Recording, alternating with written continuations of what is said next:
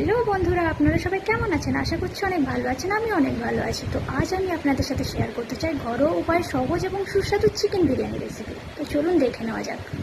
প্রথমে আমি মশলাগুলো রেডি করে নিয়েছিলাম, কারণ যখন আমি চিকেনটা বানাবো তখন এই মশলাগুলো লাগবে। তারপর দেখুন এখানে আমি চিকেনটা ম্যারিনেট করে রেখে দিয়েছি। এর মধ্যে আমি দিয়েছি স্বাদ মতো লবণ, হলুদ, লঙ্কা গুঁড়ো, পেঁয়াজ, রসুন বাটা, আদা বাটা, জিরের গুঁড়ো আর পরিমাণ মতো সরষের তেল দিয়ে এটাকে ভালো করে মাখিয়ে রেখেছি। এর মধ্যে লেবু দিয়েছিলাম, কাঁচা লঙ্কাও দিয়েছিলাম। এটা অনেকক্ষণ একটু মাখিয়ে রেখে দেবো। আর এদিকে আমি আলু কেটে নিয়েছিলাম। এই আলুটাকে এখন আমি অল্প জল দিয়ে একটু সেদ্ধ করে নেব। অল্প জলে এটাকে সেদ্ধ করবো, দেখুন, কারণ আগে থেকে একটু সেদ্ধ করে নিলে বিরিয়ানিতে গিয়ে এটা শক্ত থাকার চান্স আর থাকে না। এর মধ্যে আমি সামান্য একটু লবণ ছড়িয়ে দিতে পারি। এখন এটাকে আমি একটু ঢেকে দেবো কিছুক্ষণ হবে, 5 মিনিটের মতো। তারপর আমি এটাকে নামিয়ে নেবো। তো আপনারা দেখতে পাচ্ছেন এখানে আলুটা কিন্তু অনেকটা সেদ্ধ হয়ে এসেছে। আবার বেশি সেদ্ধ করবো না, কারণ ভেঙে যাওয়ার চান্স আছে। তো এবার আমি আলুগুলোকে নামিয়ে নেবো, এখান থেকে জলের মধ্যে থেকে তুলে নেবো। এবার আমি কড়াইটা ভালো করে গরম করে নেবো। নিয়ে এর মধ্যে আমি দিয়ে দেবো একটু সরষের তেল, কারণ আলুটা ফ্রাই করতে হবে। সাথে একটু রিফাইন তেলও দিয়ে দেবো, কারণ আমার কাছে সরষের তেল বেশি নেই, সেই জন্য রিফাইন তেলটাও অ্যাড করে দিচ্ছি একটু। এটাকে ভালো করে এখন গরম করে নিতে হবে। তেলটা কিন্তু ভালোভাবে গরম হয়ে গেছে। এবার আমি এর মধ্যে সেদ্ধ করে রাখা আলুগুলো সব দিয়ে দেবো এক এক করে।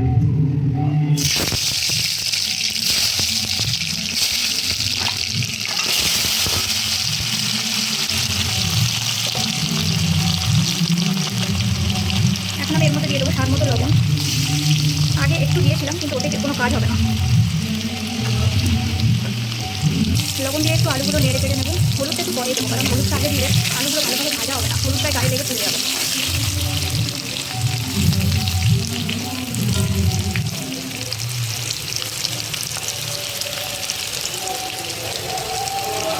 দেখুন আলুটা অনেকটা লাল হয়ে এসেছে। এবার আমি এর মধ্যে দিয়ে দেবো হলুদ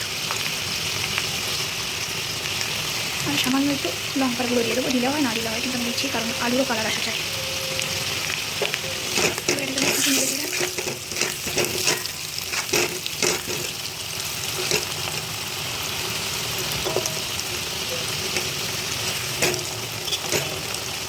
এভাবে কিছুক্ষণ একটু ফ্রাই হতে থাকবে। ফাইনালি আলুগুলো ফ্রাই করা হয়ে গেছে। এখন আমি এগুলোকে প্লেটে তুলে নেব।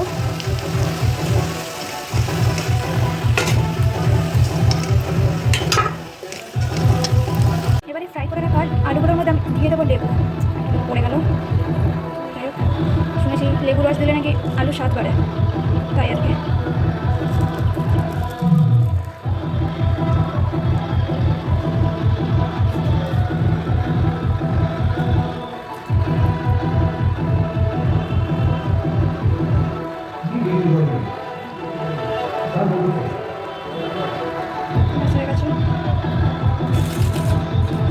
ব্যাস আমার আলু রেডি হয়ে গেছে। এটাকে আমি এইভাবে রেখে দেবো। আলু ভাজার পর এবার আমি কড়াইতে তেল দিয়ে পেঁয়াজটা ভেজে নেবো, যেটা বিরিয়ানির মধ্যে দেওয়া হবে বেরেস্তা, সেটাই এখন আমি বানাতে চলেছি। তো দেখতে পাচ্ছেন তেলটা গরম হয়ে গেছে। এখন আমি পেঁয়াজগুলো দিয়ে দেবো।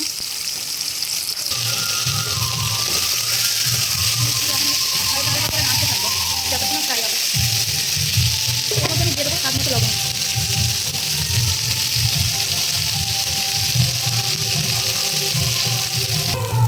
পেঁয়াজটা ফ্রাই হচ্ছে।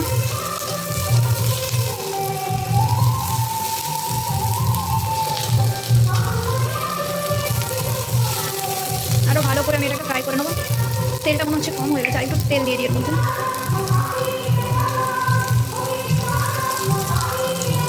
আপনারা চেষ্টা করবেন একেবারেই তেলটা দেওয়ার। বেরেস্তাটা প্রায় রেডি হয়ে এসেছে, এটা হয়েই এসেছে। এবার আমি এটাকে নামিয়ে নেব।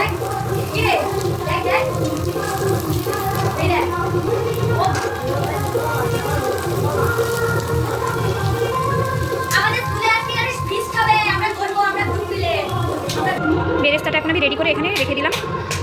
এবার আমি মাংসটা রান্না করা আমি মাংসটা চড়িয়ে দেবো। তার জন্য কড়াইতে দিয়ে দিলাম সরষের তেল।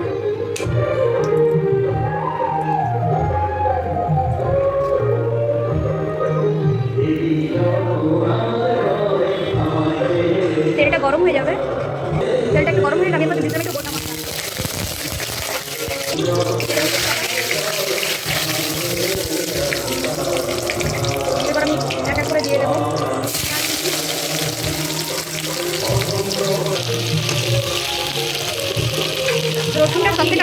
আমি ভুলে গেলাম, রসুন দিয়ে দিলাম। যেহেতু সব আগে থেকে কাঁচা মাংসতে তো মাখানো আছে, সেই জন্য আমি এখানে একটু কম কম দেবো সব কিছু।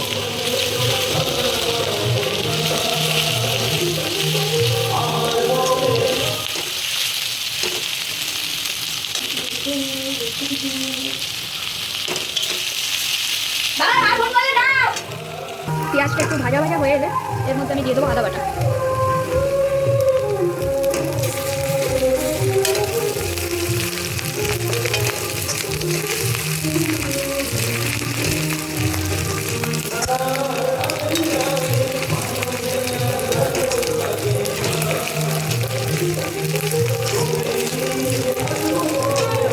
এবার আমি দিয়ে দেবো টমেটো।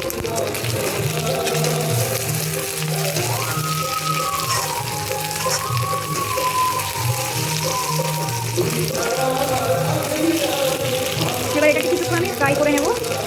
মশলাটা একদম হয়ে গেছে, ফ্রাই হয়ে গেছে। এরপর আমি এর মধ্যে দিয়ে দেবো আগে থেকে ম্যারিনেট করে রাখা যে চিকেনটা, এর মধ্যে আমি দিয়ে দেবো।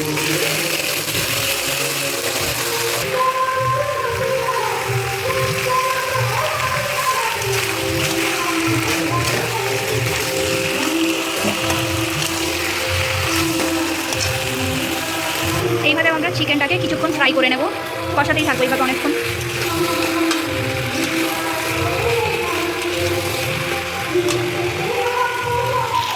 অল্প আছে ফ্রাই করার পর এবার আমি এটাকে কিছুক্ষণ ঢাকা দিয়ে রাখবো। গ্যাসের আঁচটাও কমিয়ে দেবো। এদিকে চিকেনটা কষাই করা হচ্ছে, আর এদিকে আমি চালটা ততক্ষণ ধুয়ে ভিজিয়ে রেখে দেবো। এটাকে প্রায় 1 ঘন্টা ভিজিয়ে রাখতে হবে, তাহলে ভাতটা অনেক সুন্দর হবে। তো চালটা এখন আমি ধুয়ে নেবো।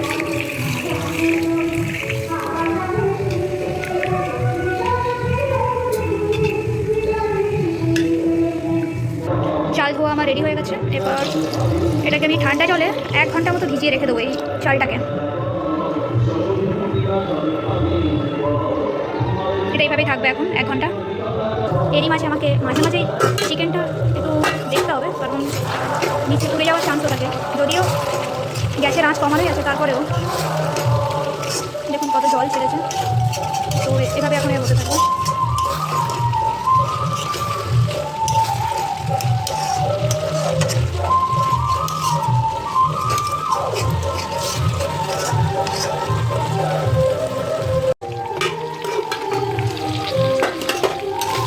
চিকেনটা প্রায় হয়ে এসেছে।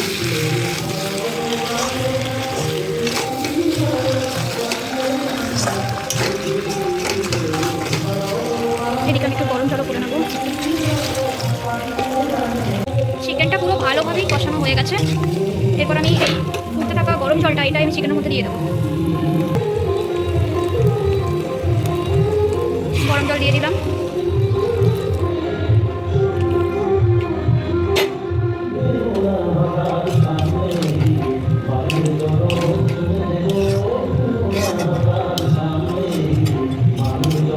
চিকেনটা বেশি ঝোল হবে না, মানে কষা কষা হবে আর কি, যেহেতু বিরিয়ানির মধ্যে যাবে। তো এটাকে এখন আমি ঢাকা দিয়ে রেখে দেবো। চিকেনে দেওয়ার জন্য গরম মশলাটা এবার আমি বেটে নেব।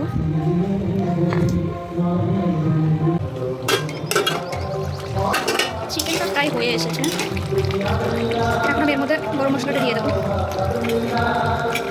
আগে থেকে বেটে রাখা গরম মশলাটা আমি দিয়ে দিলাম। একটু নেড়ে চেড়ে মশলাটা যাতে মিশে যায়।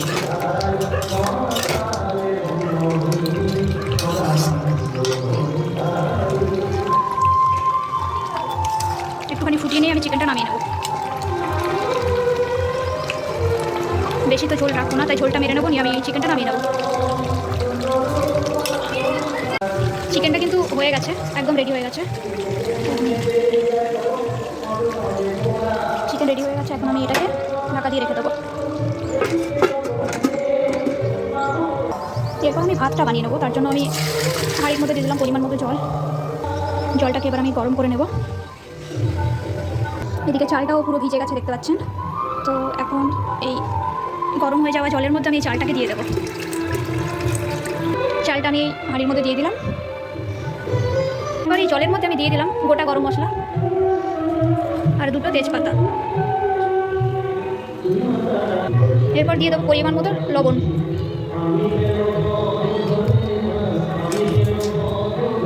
আর দেবো সামান্য চিনি। এবার আমি হাঁড়িটা ঢাকা দিয়ে ভাতটা হওয়ার অপেক্ষায় থাকবো। ভাতটা দেখতে পাচ্ছেন ফুটে উঠেছে, তো এটা সরিয়ে দিয়ে এখন আমি এর মধ্যে দিয়ে দেবো রিফাইন তেল।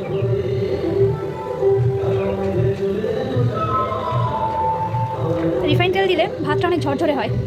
তো এখন এটা আমি আর ঢাকা দেবো না, এইভাবে ভাতটা ফুটতে থাকবে যতক্ষণ না কমপ্লিটলি হয়ে যাচ্ছে। ভাতটা হচ্ছে আর এই পাশে আমি বিরিয়ানির মশলাটা ভেজে নেবো, একটু গরম করে নেবো হালকা করে।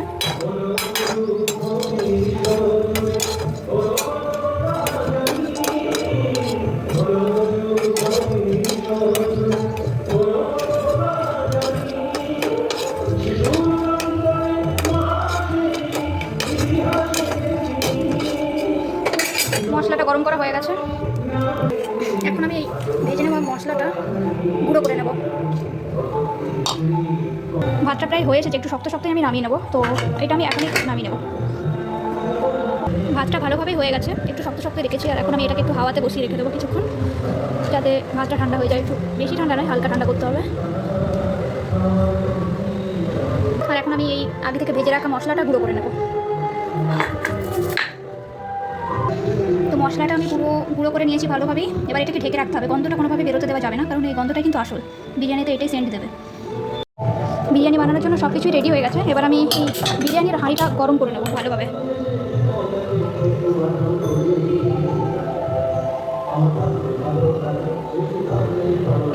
হাঁড়িটা ভালোভাবে গরম হয়ে গেছে, এবার আমি এর মধ্যে দিয়ে দেবো একটু বেশি করে ঘি দিয়ে দেবো।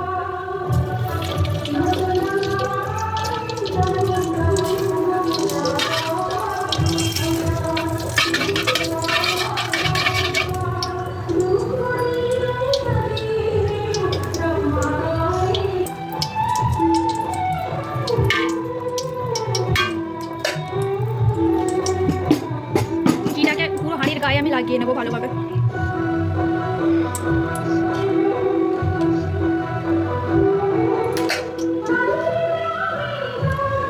হাঁড়িটা এবার ভালোভাবে গরম হয়ে গেছে, এটা আমি নামিয়ে নেবো। তো এখন বিরিয়ানি সাজানোর জন্য আমার সব কিছু রেডি হয়ে গেছে। এখানে আছে গোলাপ জল আর কেওড়া জল, আতর আছে, বিরিয়ানি মশলা, বেরেস্তা, চিকেন, আর এগুলো ভাত আছে। এখন এগুলোকে আমি ভালোভাবে সাজিয়ে নেব। সাজানোর আগে গোলাপ জল আর কেওড়া জলটা একটা পাত্রে আমি ঢেলে একসাথে মিক্স করে নেবো, তার সাথে একটু আতর দিয়ে দেবো।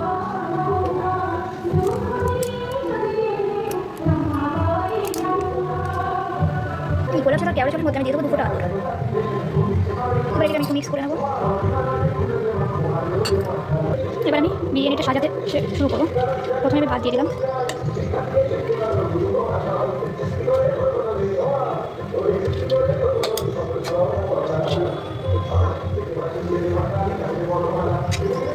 এবার আমি দিয়ে দেবো চিকেন দিয়ে দেবো।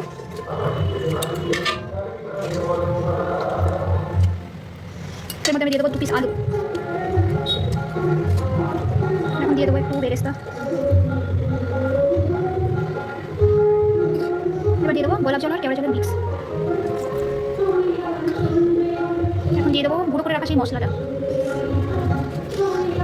আবার এইভাবে আমি দিতে থাকবো, নতুন স্তর আবার ভাত দিয়ে দেবো। বিরিয়ানিতে আমি কোনো ফুড কালার ইউজ করছি না, যেহেতু বাড়ির বড়রাও খাবে, বাচ্চারাও খাবে। তো আমাদের বাড়িতে খুব পছন্দ করে না ফুড কালার, তার জন্য কেশর দিতে হতো, কিন্তু কেশর এখন নেই, সেই জন্য কিছু না দিয়ে এইভাবে বানাতে হচ্ছে। সেমভাবে আমি আবার সাজিয়ে নেবো বিরিয়ানিটা একইভাবেই।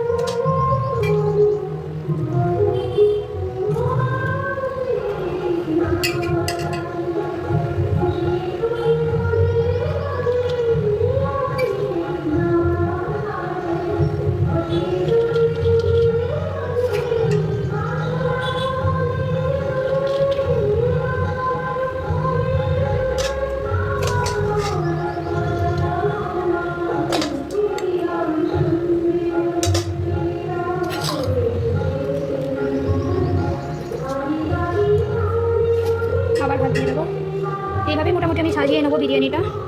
বিরিয়ানি সাজানোটা প্রায় কমপ্লিটের পথে। এখন আমি পুরো গোলাপ জল আর কেওড়া জলের মিক্সটা এখানে দিয়ে দেবো। একটু অল্প করে দুধ দিয়ে দেবো, যেহেতু কেশর নেই, কেশরের সাথে দুধটা দিতে হতো, তো এখন আমি শুধু দুধই দেবো। অনেকে দেয় না, কিন্তু আমরা দিই এটাতে। আর এখন আমি উপর থেকে 2 ফোঁটা আতর দিয়ে দেবো।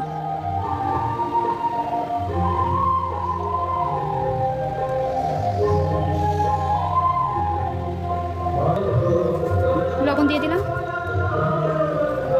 লবণটা স্তরে স্তরে দিলেই ভালো হতো, কিন্তু আমি উপর থেকে দিয়ে দিলাম। যাই হোক, সামান্য চিনিও দিয়ে দেবো।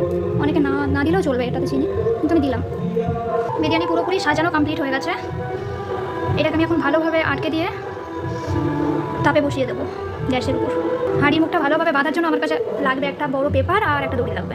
যেহেতু বিরিয়ানিটা সাজানো হয়ে গেছে, তো এখন আমি এই দড়ি দিয়ে এর মুখটা ভালোভাবে আটকে দেবো, কারণ ভাপের সময় দমটা ভালোভাবে বসতে হবে, তাহলে বিরিয়ানির টেস্টটা বাড়বে। বিরিয়ানির হাঁড়িটা আমি ভাপে বসিয়ে দিয়েছি। এবারে গ্যাসটা অন করে দেবো। লো আঁচে রাখবো আমি এটা।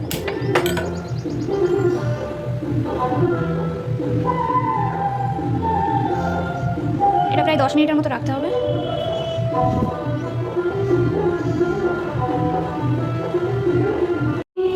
ভাপে থাকাকালীন মাঝে মাঝে এসে উল্টে পাল্টে দিতে হবে বিরিয়ানির হাঁড়িটা, তাহলে মশলাটা পুরো বিরিয়ানির গায়ে লেগে যাবে আর খেতে আরও সুস্বাদু হবে খাবারটা। প্রায় 15 মিনিট হয়ে গেছে আর বিরিয়ানিটাও হয়ে গেছে, সেই জন্য আমি এখন গ্যাসটা অফ করে দেবো। এটাকে আমি এখন এভাবে রাখবো। বিরিয়ানিটা কমপ্লিট হয়ে গেল। বিরিয়ানিটা পুরোপুরি রেডি হয়ে গেছে, আর এখন আমি হাঁড়ির ঢাকনাটা খুলে আপনাদেরকে দেখাবো এর ফাইনাল লুকটা কেমন এসেছে।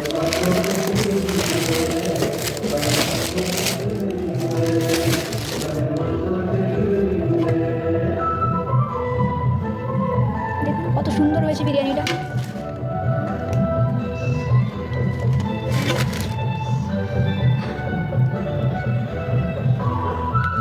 বিরিয়ানি বানানো তো রেডি হয়ে গেল। কেমন লাগলো রেসিপিটা আপনারা অবশ্যই কমেন্টে জানাবেন, আর চ্যানেলটি ভালো লাগলে অবশ্যই সাবস্ক্রাইব করে পাশে থাকবেন। ধন্যবাদ।